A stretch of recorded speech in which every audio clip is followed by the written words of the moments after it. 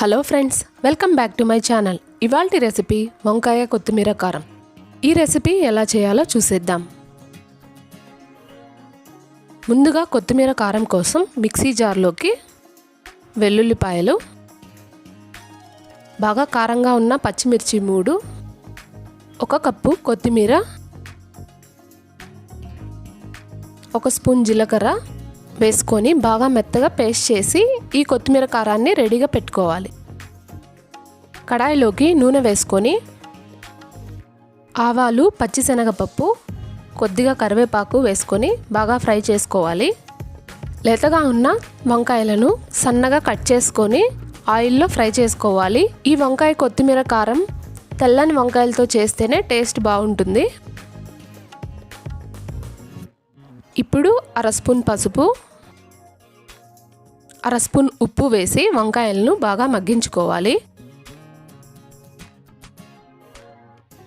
వంకాయలు చాలా త్వరగా ఫ్రై అయిపోతాయి.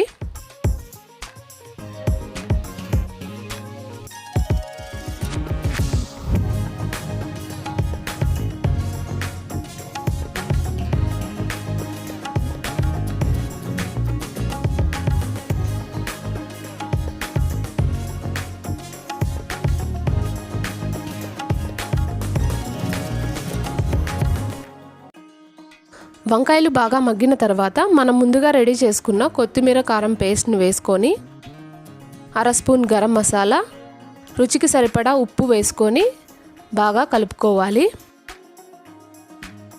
ఇక్కడ ఉప్పు వేసే క్లిప్ మిస్ అయింది. బాగా కలుపుకున్న తర్వాత ఒక 5 నిమిషాలు మూత పెట్టుకొని మగ్గించుకోవాలి.